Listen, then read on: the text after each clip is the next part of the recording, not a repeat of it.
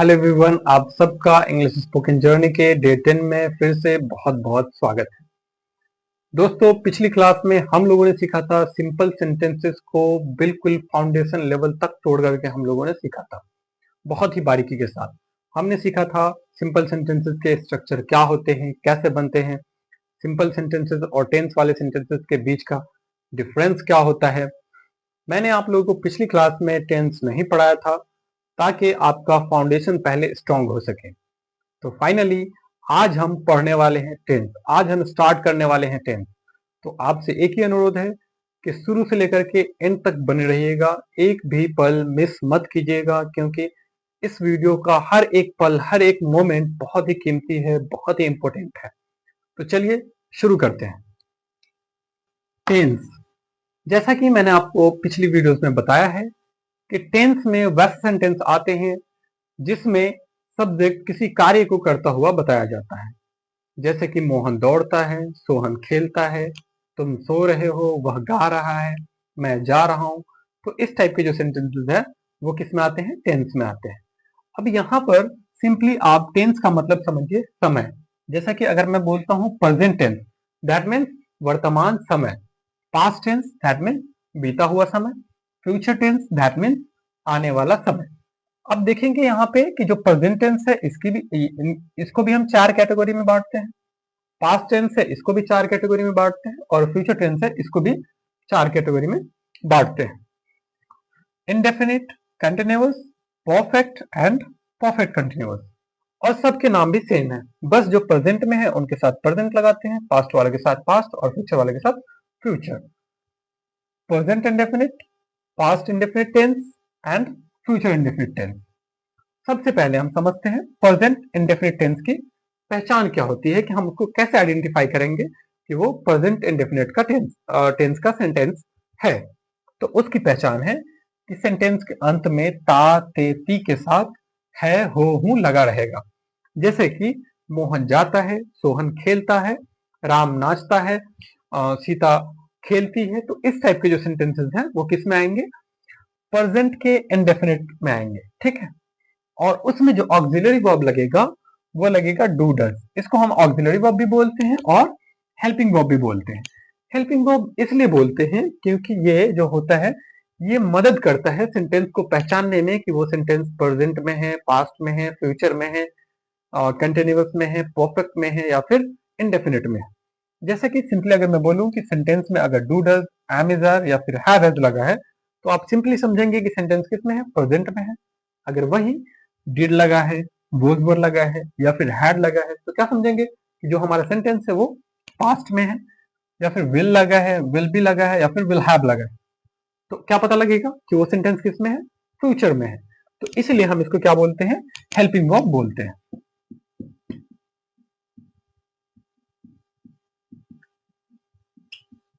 Helping verb या फिर auxiliary verb भी बोलते हैं। अब अगर बात करें प्रेजेंट के दूसरे टेंस कंटिन्यूअस टेंस की, तो इसकी पहचान है कि इसके अंत में प्रेजेंट कंटिन्यूअस के सेंटेंस के अंत में क्या लगा रहेगा? रहा है, रही है या फिर रहे हैं। जैसे कि वह जा रहा है, तुम खा रहे हो, मोहन सो रहा है। तो ऐसे सेंटेंस प्रेजेंट के कंटिन्यूअस टेंस में आएंगे, और इनमें जो ऑक्सिलरी वर्ब यूज होगा वो यूज होगा एम, इज, आर। अब अगर बात करें प्रेजेंट परफेक्ट टेंस की, तो इसमें इसकी पहचान है चुका है या फिर या है, आ है, ई है। तो पहले हम बचपन से पढ़ते आ रहे हैं कि परफेक्ट की पहचान करते हैं चुका है, चुकी है या फिर चुके हैं। अगर आप इसको ध्यान से सुनेंगे, चुका है, चुकी है, चुके हैं, जब हम चुका है बोलते हैं तो इसमें आ की मात्रा भी आती है, चुकी है बोलते हैं तो ई की मात्रा आती है, और चुके हैं बोलते हैं तो ए की मात्रा आती है। तो अब से हम इसको हटा देते हैं। अब जो इसकी पहचान है वो क्या है? आ है, ई है और ए है। जब भी सेंटेंस के अंत में क्या लगा रहेगा? आ है या फिर ई है या फिर ए है, तो वैसे सेंटेंस को हम प्रेजेंट परफेक्ट में मानेंगे। जैसे कि मैं बोलता हूं कि मोहन गया है, तुम खाए हो, वह जा चुका है। अब मैंने यहाँ पे चुका है बोला, लेकिन लास्ट में अगर आप इसको ध्यान से सुनेंगे तो आ है, आ रहा है ना। तुम जा चुके हो, वह खेल चुका है, सोहन गाना गा चुका है। तो इस टाइप के सेंटेंस आएंगे प्रेजेंट के परफेक्ट टेंस में, और इनमें जो ऑक्सिलरी वर्ब यूज होगा वो यूज होगा हैव हैड। अब जो प्रेजेंट का जो लास्ट वाला है टेंस वो कौन है? Present perfect continuous tense. और इसकी पहचान है कि इसके सेंटेंस में क्या लगा रहेगा? से रहा है, से रही है या फिर से रहे हैं। जैसे कि मोहन 2 बजे से खेल रहा है, तुम 10 बजे से पढ़ रहे हो, तुम 2 घंटों से पढ़ रहे हो। वह 10 बजे से खाना खा रहा है, वह 10 बजे से नाच रहा है, वह 10 बजे से सो रहा है, वह 2 दिन से काम कर रहा है। तो इस टाइप के सेंटेंसेस जो है वो प्रेजेंट के परफेक्ट कंटीन्यूअस टेंस में आते हैं। उसकी पहचान है, वैसे सेंटेंसेस में हम ऑक्सिलरी वर्ब यूज करते हैं हैज, हैव या फिर हैज, उसके साथ बीन प्लस सिंस, फॉर और टाइम। अब अगर बात करें पास्ट की, तो पास्ट की इंडेफिनिट की पहचान है कि उसमें क्या लगा रहेगा सेंटेंस के अंत में? या, ए, ई। अब यहां हम देखें परफेक्ट में देखें तो यहाँ पे क्या था? या आ है, ई है या फिर ए है, लेकिन यहाँ पे क्या है? या, ए, ई। तो यहाँ पे इन दोनों के अंदर यही अंतर है, यहाँ अगर है लग जाए तो किस में आ जाएगा? परफेक्ट में आ जाएगा। अगर यही है हटा दो तो किस में चला जाएगा? पास्ट के इंडेफिनिट में चला जाएगा। जैसे कि वह गया, तुम सोए, वह नाचा, वह खाया, तुम पिए। तो इस टाइप के सेंटेंसेस आते हैं पास्ट के इंडेफिनिट में। इंडेफिनिट की पहचान है। और इंडेफिनिट में जो ऑक्सिलरी वर्ब यूज होता है वो है डिड।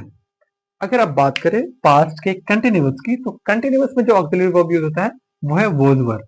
और इसकी पहचान है रहा था, रही थी, रहे थे। जैसे वह जा रहा था, ये बीते समय की बात है। जब मैंने उसको देखा तो वो क्या कर रहा था? वो जा रहा था, वो पास्ट में बीते समय में कोई काम कर रहा था। तो वैसे सेंटेंस के साथ हम क्या लगाएंगे? ऑक्सिलरी वर्ब वॉज या फिर वर लगाएंगे। अगर पास्ट के परफेक्ट की बात करें तो उसकी पहचान है चुका था। यहां भी मैंने चुका था लिख दिया है ताकि आप लोग को कोई डाउट नहीं रहे। अगर हम इसको हटा के आ था, ई थी, ए थे भी कर दे तब भी गलत नहीं है। तो इसकी पहचान क्या है कि सेंटेंस के अंत में, हिंदी के सेंटेंस के अंत में क्या लगा रहेगा? आ था, ई थी या फिर ए थे। जैसे कि वह गया था, तुम खाए थे, वह सोया था, सीता गाई थी, हम नाचे थे, तुम देखे थे। तो इस टाइप के सेंटेंसेस किस में आ जाएंगे? पास्ट के परफेक्ट में आ जाएंगे। और इसमें लगता है हैड। इसमें जो ऑक्सिलरी वर्ब यूज होता है वो होता है हैड। अब अगर बात करें पास्ट के परफेक्ट कंटिन्यूअस टेंस की, तो दोस्तों इसकी पहचान है से रहा था, से रही थी या फिर से रहे थे। जैसे कि वह 10 बजे से खेल रहा था, तुम 2 दिनों से पढ़ रहे थे, वह 10 दिनों से काम कर रहा था। तो इस टाइप के जो सेंटेंसेस हैं वो किस में आएंगे? पास्ट के परफेक्ट कंटिन्यूअस टेंस में आएंगे।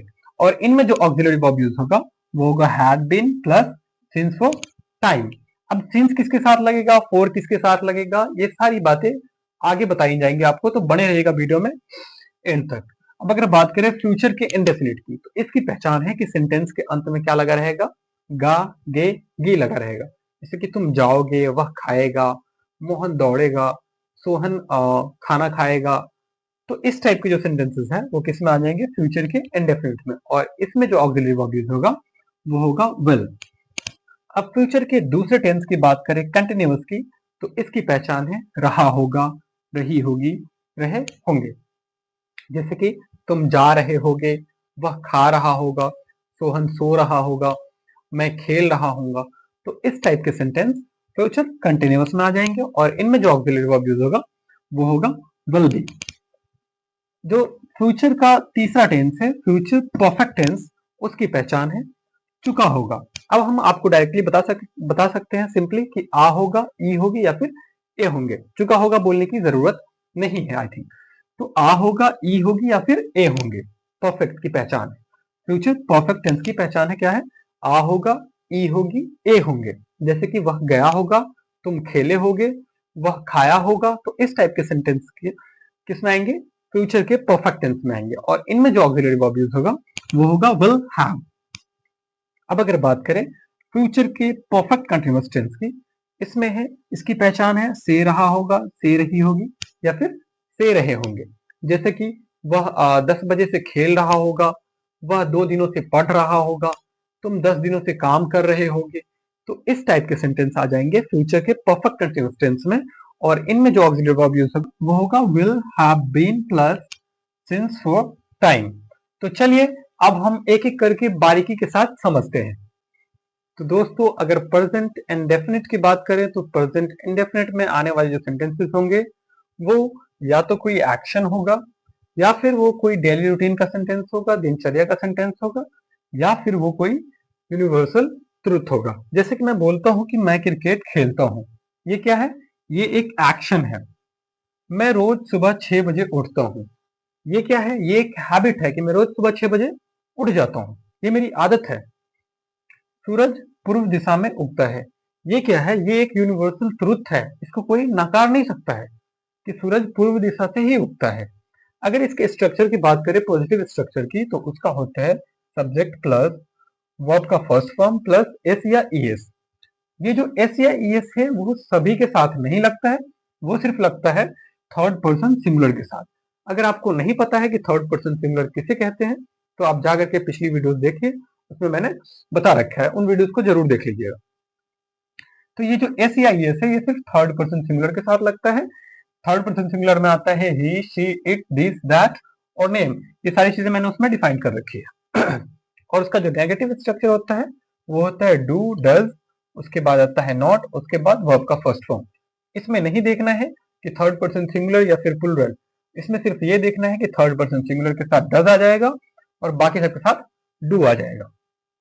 अगर बात करें कि मैं क्रिकेट खेलता हूं, कि ये कैसे बनेगा, तो मैं क्रिकेट खेलता हूं, इसमें क्या है कि फर्स्ट पर्सन है, मैं हूं, तो इसमें ज्यादा कुछ है नहीं, सीधा क्या लिख देंगे?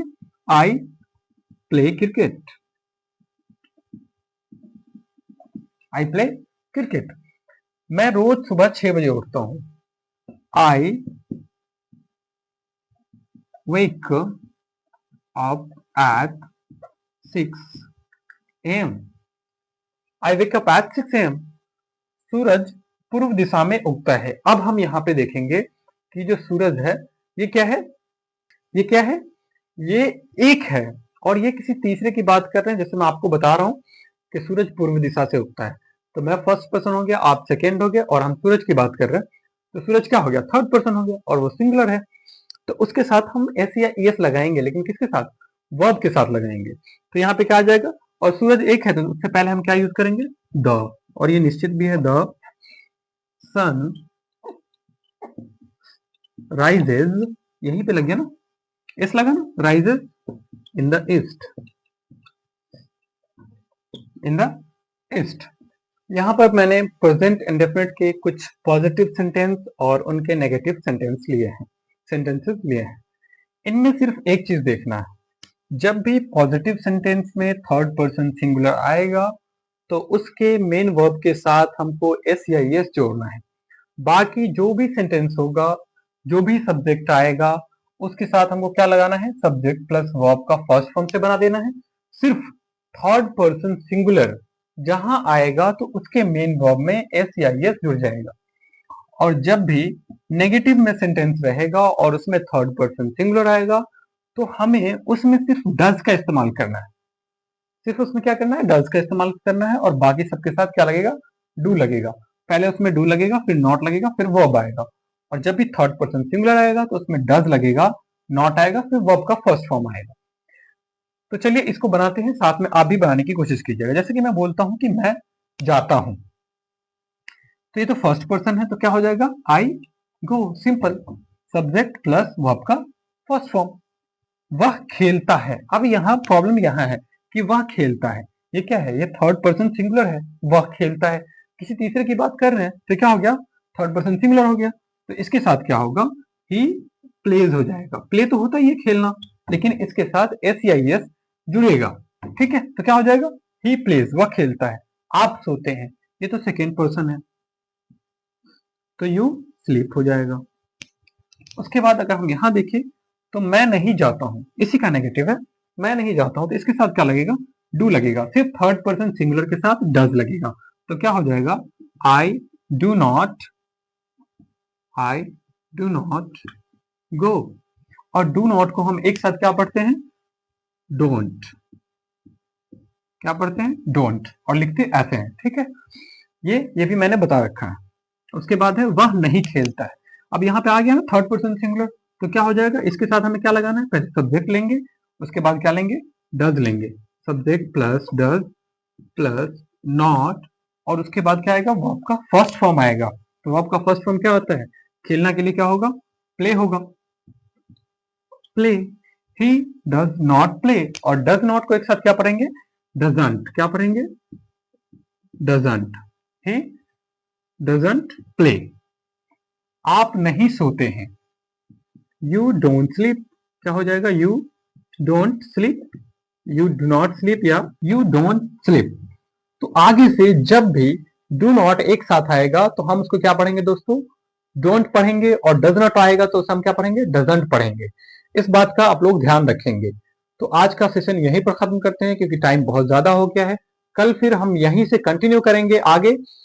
और आपका जो होमवर्क है वो है राम गाता है राम नहीं गाता है, इन दोनों सेंटेंसेस को बनाना है और कमेंट बॉक्स में लिखना है। अगर वीडियो अच्छा लगा तो लाइक कर दीजिएगा और अपने किसी एक सोशल मीडिया अकाउंट पर शेयर जरूर कीजिएगा। चलिए, तब तक के लिए अपना ख्याल रखिए। Take care, bye bye, thank you.